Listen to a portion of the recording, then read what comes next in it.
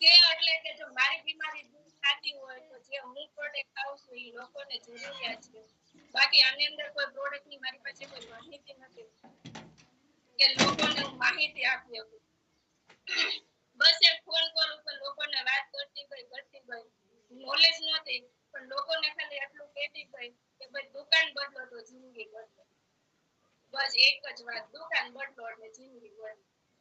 એટલે સામે વાળા પૂછે એટલે એનો કહેવાનો મતલબ હું એટલે પછી કેતી એમ નોલેજ તો કોઈ હતી નહીં કે પ્રોડક્ટ ની અંદર શું હતું શું નહીં એ કોઈ ખબર નહોતી પણ ખાલી લોકોને એમ બતાવતી હતી ભાઈ જો મારું દવાખાનું એટલું હતું અને બંધ થતું હોય તો આજ હર ઘરની આ જરૂરિયાત પ્રોડક્ટ છે અને પ્રોડક્ટ એવી છે કે આ જે આપણે ખાતા હતા ને એ નથી જોઈ અને જે અત્યારે અમે ખાઈ છે ને એ આજે અમે અમારી નજર સામે જોઈ. એટલે બધા લોકોને ફોન કોલ કરતી ગઈ અને લોકોને જોડતી ગઈ અને બતાવતી ગઈ અભિયાન વિશે. અને પછી એક દિવસ એવું આવ્યું કે મારા ઘરની અંદર જ પ્રોડક્ટ ખાવાનું બંધ થતું હતું કેમ કે મારા હસબન્ડ નેગેટિવ હતા. નેગેટિવ એટલે પહેલી જ વાર અમે ભીલવાડા ગયા. ભીલવાડા ગયા એટલે ના કોઈ ભેગા બેસી ગયા નેગેટિવ અને સામે વાળા એ નેગેટિવ વિચાર નાખી દીધા એટલે વિચાર કેવા નાખ્યા કે આ ધરતી ઉપર રહેવું કે ન રહેવું. કેવા વિચાર નાખ્યા મારી ઉપર કે આ ધરતી ઉપર રહેવું કે ન રહેવું એવા વિચાર નાખ્યા. કેમ કે હું 7 દિવાલ વચ્ચે જ રહી હતી, કોઈ દિવસ બહાર નહોતી ગઈ, કોઈ દિવસ મેં માહોલ નહોતો જોયો અને માહોલ જોયો અને થોડાક આપણે શું કહેવાય માહોલમાં ગયા હોય અને તો આપણને મજા જ અલગ જ હોય. અને પછી કંપનીમાંથી ઘરે આવ્યા અને આવ્યા એટલે એના નેગેટિવ વિચાર એવા નેગેટિવ હતા કે મને એમ થયું રહું કે વહી જાવ, રહું કે વહી જાવ. એવામાં એવું આવ્યું કે ભાઈ તું તો આરસે માળા લઈને જોઈ જશે.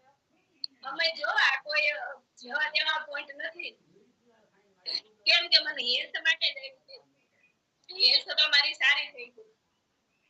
પછી મારે પૈસાની પણ જરૂર હતી પણ પછી શું કરું ઘરે આવ્યા અને એના એટલા નેગેટિવ વિચાર ઘૂસી ગયા એના મગજમાં અને રોજ નું રોજ મારે કંઈક ને કંઈક એનું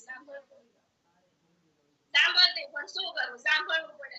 આપણે તો કોઈ એવા વિચાર નહોતા અને પછી આ બધાને મેં અજયભાઈ સાવલિયા, કાનજીભાઈ, સંજય સર કે જેટલા બધા મારી લોકો મારી સાથે હતા ને બધા લોકોને ખબર જ છે. છેલ્લે અજયભાઈ સાવલિયાએ ત્યાં સુધી કીધું તું મારા હસબન્ડને કે ભાઈ આજ સુધી મને આવા વ્યક્તિ નથી મળ્યા, હું તમારી ટિકિટ લખાઈ દઉં, તમે જતા રહો સુરત. અને પછી થોડા રોજ શું કહેવાય જે કોઈને ફોન કોલ કરું એક અઠવાડિયું તો મેં ખાધું પણ નહોતું એટલી પોઝિશન મારા ઘરમાં આવી ગઈ હતી. પણ નથી કહેતા કે જે આપણે સારા રસ્તે ચાલીને તો ભગવાન આપણું કોઈ દિવસ ખરાબ જ નથી થવા દેતું. કેમ કે આપણે કર્મ સારા કરવા હતા અને આપણે કોઈ વિચારધારા નહોતી પણ જે લોકો આવે છે કોઈ પણ તો બધાય તો નથી આપણે સરખા હોતા પણ નેગેટિવ માણસો પણ આવે છે કે બીજા લોકોને નેગેટિવ કરી દે છે. તો મને હેલ્થ તો આપી તો પણ મારે પૈસાની જરૂર હતી પણ હું હારી નહોતી. હારી એટલે નહોતી કે મારે પૈસાની પણ જરૂર હતી. હેલ્થ ની તો જરૂર હતી, મારે બહુ જરૂર હતી. ખાસ તો હેલ્થ માટે જ આવી હતી, કોઈ પૈસા માટે તો આવી નહોતી. કેમ કે જ્યારે મારું ફોર્મ ભર્યું ને ત્યારે જે મારી ઘરે અજયભાઈ ની આવ્યા હતા ને એ લોકોને મેં એમ કીધું પહેલા દિવસે આવ્યા તો મને ન્યુટ્રિશન હિમત અને ઓમેગા 3 આપીને ગયા હતા અને પાછા બીજા ત્રીજા દિવસે આવ્યા મારા ઘરે એટલે એને એમ કીધું સોનલબેન આની અંદર એક કરિયાણું પણ છે કે ભાઈ તમે સગનભાઈ ના દુકાન નો ખાવ એમ મગનભાઈ ના દુકાન નો ખાવ. એટલે મેં એને પૂછ્યું કે આની અંદર શું શું પ્રોડક્ટ આવે છે એટલે એને જેટલી પ્રોડક્ટ આપી હતી બધી વાત કરી અને એને કીધું કે તમે તમારું ફોર્મ ભરી દો. એટલે શું કહેવાય ભણેલ વ્યક્તિ હતી નહીં, ફોર્મમાં કોઈ ખબર ન પડતી, કોઈ એવું વાંચતા લખતા નહોતું આવડતું. પછી મેં એને કીધું ફોર્મ તો હું ભરી દઉં પણ મને આની અંદર કોઈ ખબર નથી પડતી. એટલે અજયભાઈ હર્ષાબેને એમ કીધું કે સોનલબેન કાનજીભાઈ ને તો ઓકે લખતા નથી આવડતું. મેં કીધું ઓકે લખતા એને ન આવડતું હોય તો એ મેં કીધું ખાઈ શકતા હોય તો હું તો ખાઈ શકું. એટલે ત્યારથી એમ કહેવામાં આવ્યું હતું આની અંદર કઈ કરવાનું નથી કે 6 મહિના તમે પ્રોડક્ટ ખાવ જો તમને સારું લાગે તો તમે આગળ વધજો નકર તમે અત્યારે એટલે મેં કીધું ઓકે સર. તો મેં કઈ મારા હસબન્ડ ને પણ નહોતું પૂછ્યું. અત્યારે તો શું છે, આપણે કોઈ માહિતી બનાવ હોય ને તો પ્રૂફ માંગીએ ને એટલે તો પેલા તો બધા માથું થઈ હોય. એટલે પછી તેને કેવા આવે કે અમારા ફોટા જ હોય છે, તમારું કોઈ ઓરિજિનલ વસ્તુ નથી જોતું. સમજ્યા? પણ મેં મારા હસબન્ડ ને 1 મહિના દિવસ પછી કીધું હતું કે આની અંદર ફોટ કીધું તો એટલે કે જ્યારે મારા ઘરની અંદર તેલ ખૂટ્યું હતું, પહેલા હું મકાઈનું તેલ ખાતી હતી, પણ તેલ ખૂટ્યું ત્યારે જ્યારે હું આવી ને ત્યારે 250 રૂપિયા આપણા રાઈસબ્રાન તેલના હતા. તો શું કરવાનું? ઘરની અંદર તેલ ખૂટ્યું, હેલ્થ લાવી તો 100% પ્રોડક્ટ તો યુઝ કરવી ને ઘરની અંદર. કાંઈ નહીં, 3000 રૂપિયા એની પાસેથી લીધા, 350 મારા નાખ્યા અને સાહેબને ફોન કર્યો, અજયભાઈને મારે તેલનો ડબ્બો ખૂટતો છે અને મૂકી જાવ. અને એ વખતમાં તેલ તો એટલું ખાતી ને તો અજયભાઈ તો એમ કહેતા હતા, સોનલબેન તમે પીવો છો કે શું કરો છો? એટલે તેલ જ એટલું મસ્ત હતું કે મને હેલ્થ થઈ 3 મહિનામાં રિઝલ્ટ આવ્યું.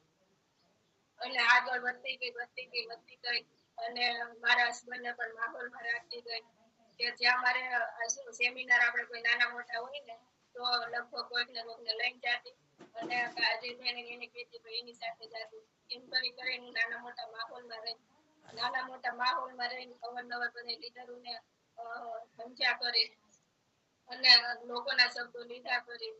અને પછી એકવાર કઈક મોટી મીટિંગ હતી, નામ તો ભૂલાઈ ગયું, પણ એને એમ કીધું હતું કે જે સિસ્ટમમાં નથી ને એને નહીં ખબર પડે. તમે નેગેટિવ થાવ તો ભલે અને તમે બંધ કરજો તો ભલે. સામે વાળાને નથી ખબર એટલે નેગેટિવ થશે, પણ તમે ડરશો નહીં.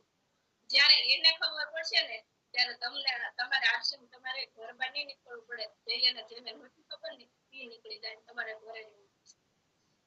તમારી ઘરે અવારનવાર સાહેબોને ઘરે બોલાવતી રહી અને બોલાવતી રહી મારા હસબન્ડ એના માહોલમાં રાખતી ગઈ.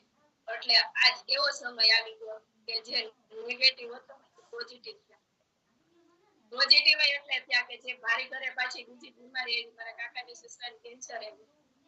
કેન્સર આવ્યું એટલે જે આપણી બધી પ્રોડક્ટ છે, ગામા ઓરિજિનલ છે, મેન છે, ઓમેગા છે, પછી આપણે પ્રોટીન છે અને ઘણું બધું આપણું આ દેતી હતી. તેલ ને એવું પણ સવારમાં હું પાતી હતી. એટલે એને 3 મહિનામાં રિઝલ્ટ આવ્યું ને એટલે એનો વધારે વિશ્વાસ છે કે નહીં, જે હું કહેતો હતો ને એ ખોટું છે અને જે મારી પત્ની કરે છે ને એ સાચું છે. અને એને પૈસાની જરૂર હતી અને હેલ્થ પાછું ડબલ ઘરની અંદર આવ્યું એટલે વધારે વિશ્વાસ આવ્યો. અને આજ માનો ને તો સાથ સહયોગ આજે એનો બહુ મને મળે છે. કોઈ પણ કે બહાર નથી ને એટલે મારે બીતા જવા. આ મીટિંગ બપોરની હોય ને તો મારે મીટિંગ નો વિડીયો તો બંધ જ રાખવાનો અને કદાચ બપોરે કામે થયો હોય તો લગભગ મીટિંગ એ ન ચાલે. એવી મારે પોઝિશન હતી ઘરની અંદર. લોકો એમ કહે છે કે આશ્રમ ન કરે મારી ઘરે આમ કે તેમ કે નામ હોય. તમે સાચા હોય ને તો અભિયાન તો આપણું એવું છે ને પવિત્ર કે કોઈ પણ ગમે વ્યક્તિ નેગેટિવ હશે ને તો પોઝિટિવ થઈ જાય. પણ એને પોઝિટિવ કરવું આપણા હાથમાં છે. ઓટોમેટિક પોઝિટિવ થઈ જાય. પણ જો તમે એને સામે થાવો ને તો એનામાં આપણામાં કોઈ નહીં પડે. એના રાખશો ને તો આશ્રમ કરવાની બહુ મજા આવશે. અત્યારે મને એટલી મજા આવે છે.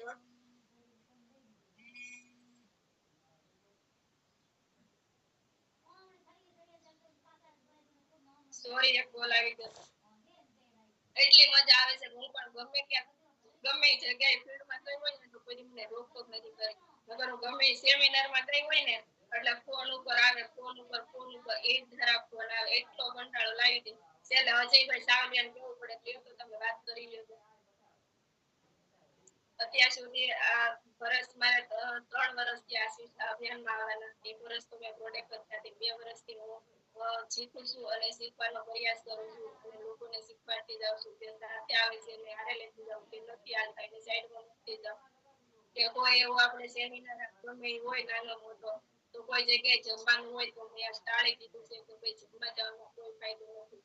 કેમ કે આજે મેં રિઝલ્ટ લીધા છે કે જે લોકોને શું કહેવાય આજે 5 વર્ષે 4 વર્ષે જેને સંતાન નહોતું એને પણ મેં રિઝલ્ટ આપ્યું છે. એટલે મને ગર્વ થાય છે કે જો જે અભિયાનમાં હું જોડી છું એના ખુદ મને મારા મમ્મી પપ્પાએ નથી ભણાવી એના માટે ધન્યવાદ. અને એને ત્યાંથી સપોર્ટ કર્યો, જ્યાંથી મેં ફોર્મ ભર્યું ત્યાંથી મારા મમ્મી પપ્પાને ફોન કર્યો હતો. ત્યારે તો મને કોઈ પ્રોડક્ટની ખબર પણ નહોતી. અને મેં શરૂઆત એના ઘરની અંદરથી જ પહેલા તો કરાવી હતી. એનું આઈડી નહોતું બનાવ્યું, પણ સામાન થવાનો સ્ટાર્ટ મેં ત્યાંથી જ કરાવ્યું. એટલે વધારે ધન્યવાદ તો હું એને આપું છું, કેમ કે મારા ગામડાની અંદર પણ નેટવર્ક છે. તો મારે અવારનવાર કાનજીભાઈ સિંગાલા, અજયભાઈ, મીનાક્ષીબેન, સંજયભાઈ સેલરિયા, મારી ઘરે લગભગ ટોટલ બધા લોકો જઈએ.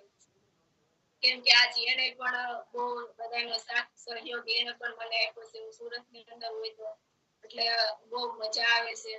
અને વાત કરું તો નેગેટિવ તો હું અત્યારે તો લોકો આપણે ઘરમાં તો પેલા ખરાબ હતી જ પરિસ્થિતિ નહોતી અમને, અને પેલા ઘરમાં ઝઘડા આમ તેમ થતું જ હોય, નો થતું હોય એમને કોઈ એવું એક ઘર બાકી હોય ઘરની અંદર કદાચ ગમે એવું સારું હોય ને તો થોડું ઘણું તો રહેતું જ હોય. પછી શિલ્પાબેન ના માહોલમાં આવી હતું તો થોડી ઘણી એની ખબર પડી હતી. પણ જ્યાંથી ખબર પડવા મળી તો નહીં ભાઈ આ સિસ્ટમ હેલ્પ તો આપે છે, પણ બેંક પણ આપે છે.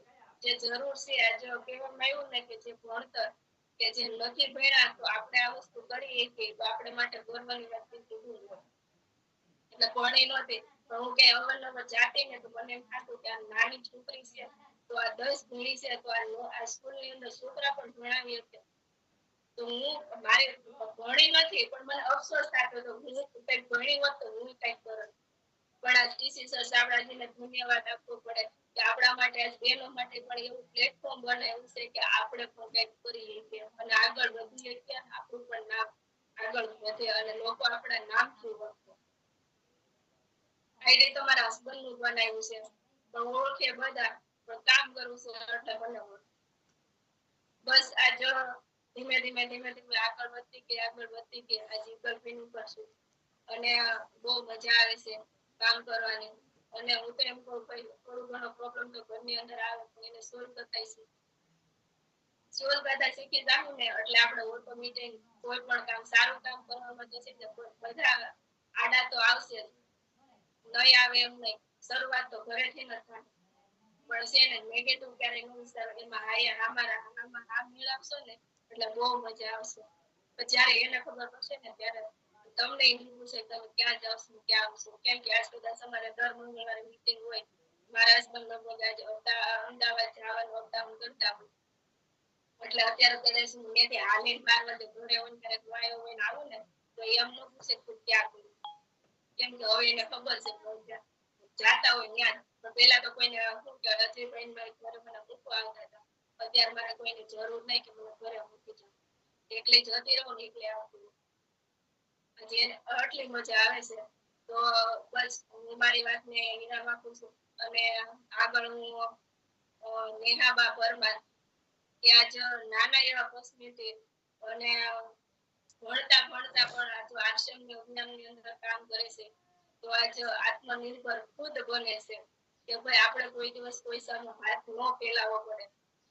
તો આજ એવા લીડર છે કે આજ ઘણી વાર હું એની પણ મીટિંગ આપું છું અને મજા આવે છે. તો હું ઇન્વાઇટ કરીશ નેહાબા પરમાર, વેલકમ.